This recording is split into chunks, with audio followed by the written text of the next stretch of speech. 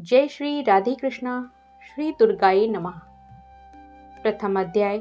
मेधा ऋषि का राजा सुरथ और समाधि को भगवती की महिमा बताते हुए मधुकैटभ वध का प्रसंग सुनाना। प्रथम चरित्र के ब्रह्मा ऋषि महाकाली देवता गायत्री छंद नंदा शक्ति रक्त दंतिका बीज अग्नि तत्व और ऋग्वेद स्वरूप हैं। श्री महाकाली देवता की प्रसन्नता के लिए प्रथम चरित्र के जप में विनियोग किया जाता है। भगवान विष्णु के सो जाने पर मधु और कैटभ को मारने के लिए कमल जन्मा ब्रह्मा जी ने जिनका स्तवन किया था, उन महाकाली देवी का मैं सेवन करता हूँ। वे अपने 10 हाथों में खड्ग, चक्र, गदा, बाण, धनुष, परिध, शूल, भूषंडे, मस्तक और शंख धारण करती हैं। उनके 3 नेत्र हैं। वे समस्त अंगों में दिव्य आभूषणों से विभूषित हैं। उनके शरीर की कांति नीलमणि के समान है तथा वे 10 मुख और 10 पैरों से युक्त हैं। मार्कंडे जी बोले, सूर्य के पुत्र सावर्णिक जो 8वें मनु कहे जाते हैं, उनकी उत्पत्ति की कथा विस्तार पूर्वक कहता हूँ, सुनो। सूर्य कुमार महाभाग सावर्णी भगवती महामाया के अनुग्रह से जिस प्रकार मनवंतर के स्वामी हुए वही प्रसंग सुनाता हूँ। पूर्व काल की बात है। सौरोचिष मनवंतर में सुरत नाम के एक राजा थे जो चैत्र वंश में उत्पन्न हुए थे। उनका समस्त भूमंडल पर अधिकार था। वे प्रजा का अपने औरस पुत्रों की भांति धन पूर्वक पालन करते थे। तो भी उस समय कौलाविंदवंशी नाम के क्षत्रिय उनके शत्रु हो गए। राजा सुरत की दंडनीति बड़ी प्रबल थी। उनका शत्रुओं के साथ संग्राम हुआ। यद्यपि कौलाविंदवंशी संख्या में कम थे, तो भी राजा सुरत युद्ध में उनसे परास्त हो गए। तब भी वे युद्ध भूमि से अपने नगर को लौट आए और केवल अपने देश के राजा होकर रहने लगे, अर्थात समूची पृथ्वी से अब उनका अधिकार जाता रहा। किंतु वहां भी उन प्रबल शत्रुओं ने उस समय महाभाग राजा सुरत पर आक्रमण कर दिया। राजा का बल क्षीण हो चला था, इसलिए उनके दुष्ट, बलवान एवं दुरात्मा मंत्रियों ने वहां उनकी राजधानी में भी राजकीय सेना और खजाने को हथिया लिया। सूरत का प्रभुत्व नष्ट हो चुका था, इसलिए वे शिकार खेलने के बहाने घोड़े पर सवार हो वहां से अकेले ही एक गने जंगल में चले गए। वहां उन्होंने विप्रवर मेधा मुनि का आश्रम देखा, जहां कितने ही हिंसक जीव अपनी स्वाभाविक हिंसा वृत्ति छोड़कर परम शांत भाव से रहते थे। मुनि के बहुत से शिष्य उस वन की शोभा बढ़ा रहे थे। वहां जाने पर मुनि ने उनका सत्कार किया और वे उन मुनि श्रेष्ठ के आश्रम पर इधर उधर विचरते हुए कुछ काल तक रहे।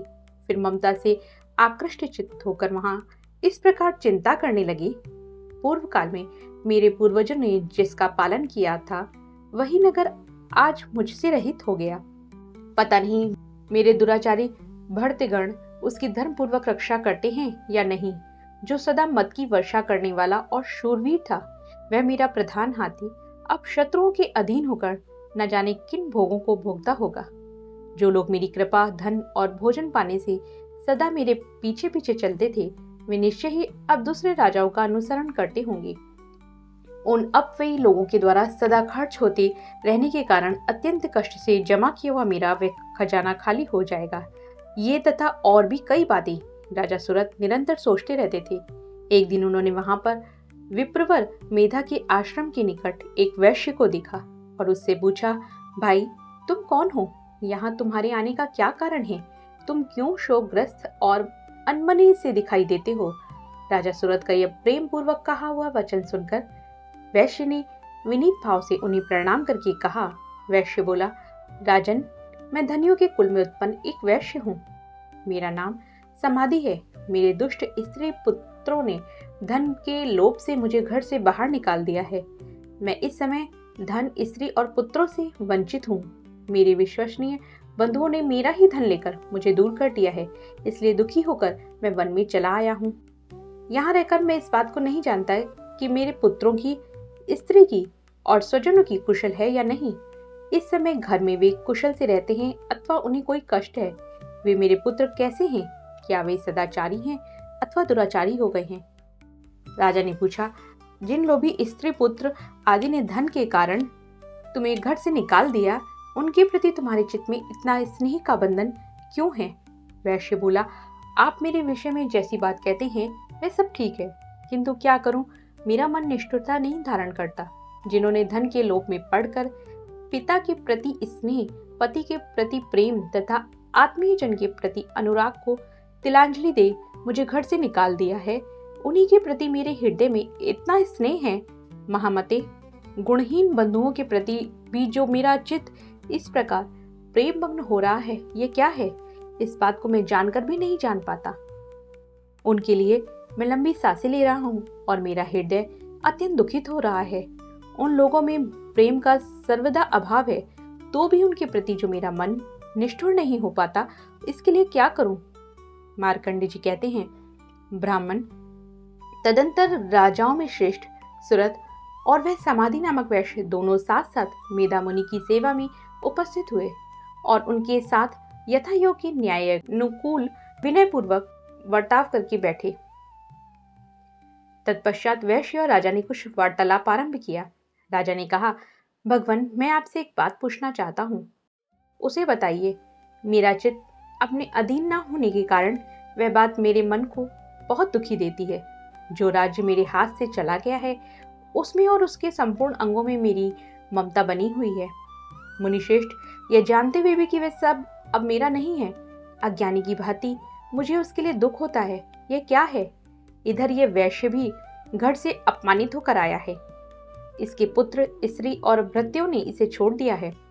स्वजनों ने भी इसका परित्याग कर दिया है, तो भी यह उनके प्रति अत्यंत हार्दिक स्नेह रखता है। इस प्रकार यह तथा मैं दोनों ही बहुत दुखी हैं। जिसमें प्रत्यक्ष दोष देखा गया है, उस विषय के लिए भी हमारे मन में ममता जनित आकर्षण पैदा हो रहा है। महाभाग, हम दोनों समझदार हैं, तो भी हम में जो मोह पैदा हुआ है, यह क्या है? विवेक शून्य पुरुष की भांति मुझ में और इसमें भी यह मूढ़ता प्रत्यक्ष दिखाई देती है। ऋषि बोले, महाभाग, विषय मार्ग का ज्ञान सब जीवों को है। इसी प्रकार विषय भी सबके लिए अलग अलग है। कुछ प्राणी दिन में नहीं देखते और दूसरे रात में ही नहीं देखते, तथा कुछ जीव ऐसे हैं जो दिन और रात्रि में भी बराबर ही देखते हैं। यह ठीक है कि मनुष्य समझदार होते हैं, किंतु केवल वे ही ऐसे नहीं होते। पशु, पक्षी और मृग आदि सभी प्राणी समझदार होते हैं, तथा जैसी मनुष्यों की होती है वैसी ही उन मृग, पक्षी आदि की होती है। यह तथा अन्य बातें भी प्रायः दोनों में समान ही हैं। समझ होने पर भी इन पक्षियों को तो देखो, ये स्वयं भूख से पीड़ित होते हुए भी मोहवश बच्चों की चोंच में कितने चाव से अन्न के दाने डाल रहे हैं। नरश्रेष्ठ, क्या तुम नहीं देखते कि ये मनुष्य समझदार होते हुए भी लोभवश अपने किए हुए उपकार का बदला पाने के लिए पुत्रों की अभिलाषा करते हैं? यद्यपि उन सब में समझ की कमी नहीं है, तथापि वे संसार की स्थिति अर्थात जन्म और मरण की परंपरा बनाए रखने के लिए भगवती महामाया के प्रभाव द्वारा ममता में भंवर से युक्त मुंह के गहरे गर्त में गिराए गए हैं। इसलिए इसमें आश्चर्य नहीं करना चाहिए। जगदीश्वर भगवान विष्णु की योग निद्रा रूपा जो भगवती महामाया है, उन्हीं से यह जगत मोहित हो रहा है। वे भगवती महामाया देवी ज्ञानियों के भी चित्त को बलपूर्वक खींचकर मोह में डाल देती हैं। वे ही इस संपूर्ण चराचर जगत की सृष्टि करती हैं, तथा वे ही प्रसन्न होने पर मनुष्यों को मुक्ति के लिए वरदान देती हैं। वे ही पराविद्या, संसार बंधन और मोक्ष की हेतुभूता सनातनी देवी तथा संपूर्ण ईश्वरों की भी अधीश्वरी हैं। राजा ने पूछा, भगवान, जिन्हें आप महामाया कहते हैं, वे देवी कौन है? ब्राह्मण, उनका आविर्भाव कैसे हुआ तथा उनके चरित्र कौन कौन है? ब्रह्म वेदताओं में श्रेष्ठ महर्षि, उन देवी का जैसा प्रभाव हो, जैसा स्वरूप हो और जिस प्रकार प्रादुर्भाव हुआ हो, वह सब मैं आपके मुख से सुनना चाहता हूँ। ऋषि बोले, राजन, वास्तव में तो वे देवी नित्य स्वरूपा ही हैं। संपूर्ण जगत उन्हीं का रूप है तथा उन्होंने समस्त विश्व को व्याप्त कर रखा है। तथापि उनका प्राकट्य अनेक प्रकार से होता है। वह मुझसे सुनो।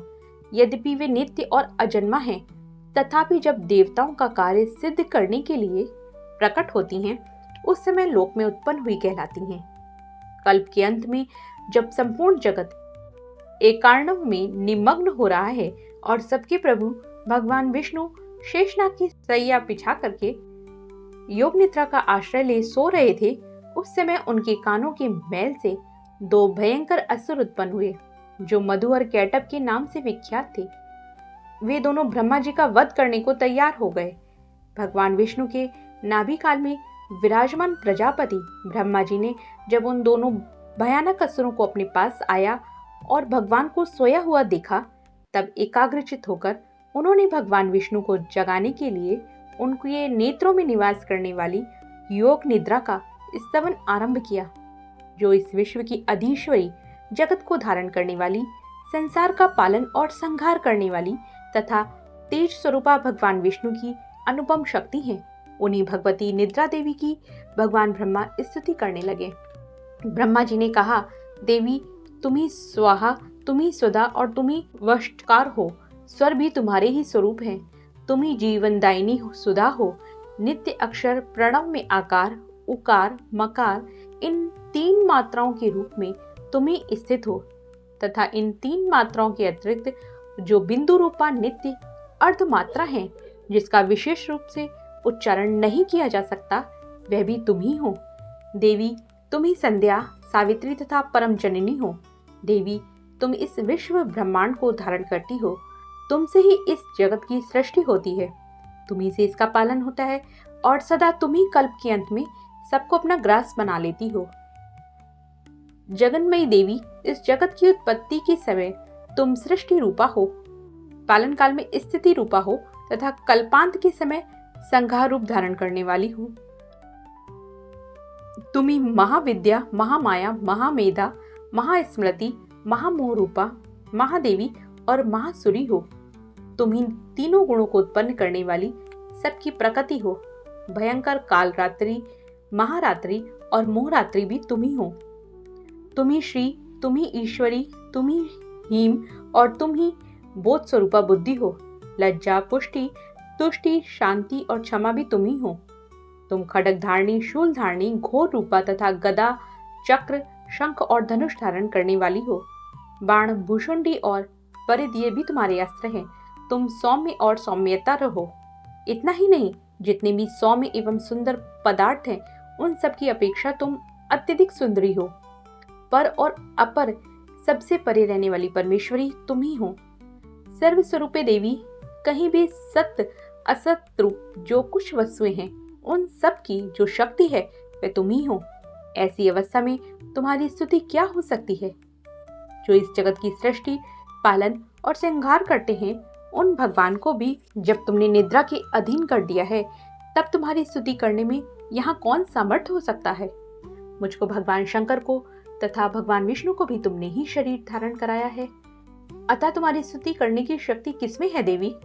तुम तो अपने इन उदार प्रभावों से ही प्रशंसित हो। ये जो दोनों दुर्धर्ष असुर मधु और कैटभ हैं, इनको मोह में डाल दो और जगदीश्वर भगवान विष्णु को शीघ्र ही जगा दो। साथ ही इनके भीतर इन दोनों महान असुरों को मार डालने की बुद्धि उत्पन्न कर दो। ऋषि कहते हैं, राजन, जब ब्रह्मा जी ने वहां मधु और कैटभ को मारने के उद्देश्य से भगवान विष्णु को जगाने के लिए तमोगुण की अधिष्ठात्री देवी योग निद्रा की इस प्रकार स्तुति की, तब वे भगवान की नेत्र, मुख, नासिका, बाहु, हृदय और वक्ष स्थल से निकलकर अव्यक्त जन्मा ब्रह्मा जी की दृष्टि के समक्ष खड़ी हो गई। योग निद्रा से मुक्त होने पर जगत के स्वामी भगवान जनार्दन उस एकार्णव के जल में शेषनाग की सैया से जाग उठे। फिर उन्होंने उन दोनों असुरों को देखा। वे दुरात्मा मधु और कैटभ अत्यंत बलवान तथा पराक्रमी थे और क्रोध से लाल आंखें किए ब्रह्मा जी को खा जाने के लिए उद्योग कर रहे थे। तब भगवान श्री हरि ने उठकर उन दोनों के साथ 5000 वर्षों तक केवल बाहु युद्ध किया। वे दोनों भी अत्यंत बल के कारण उन्मत्त हो रहे थे। इधर महामाया ने भी उन्हें मोह में डाल रखा था, इसलिए वे भगवान विष्णु से कहने लगे, हम तुम्हारी वीरता से संतुष्ट हैं, तुम हम लोगों से कोई वर मांगो। श्री भगवान बोले, यदि तुम दोनों मुझ पर प्रसन्न हो तो अब मेरे हाथ से मारे जाओ, बस इतना सा ही मैंने वर मांगा है, यहाँ दूसरे किसी वर से क्या लेना है। ऋषि कहते हैं, इस प्रकार धोखे में आ जाने पर जब उन्होंने संपूर्ण जगत में जल ही जल देखा, तब कमल ने भगवान से कहा, जहाँ पृथ्वी जल में डूबी हुई ना हो, जहाँ सूखा स्थान हो, वहीं हमारा वध करो। ऋषि कहते हैं, तब तथास्तु कहकर शंख चक्र और गदा धारण करने वाले भगवान ने उन दोनों की मस्तक अपनी जांघ पर रखकर चक्र से काट डाले। इस प्रकार ये देवी महामाया ब्रह्मा जी की स्तुति करने पर स्वयं प्रकट हुई थी। अब पुनः तुमसे उनके प्रभाव का वर्णन करता हूँ, सुनो। इस प्रकार श्री मार्कंडेय पुराण में सार्वणिक मनवंतर की कथा के अंतर्गत देवी महात्म्य में मधु कैटभ वध नामक पहला अध्याय पूरा हुआ। बोलिए जगत जननी माँ जगदम्बा की जय, लक्ष्मी नारायण की जय।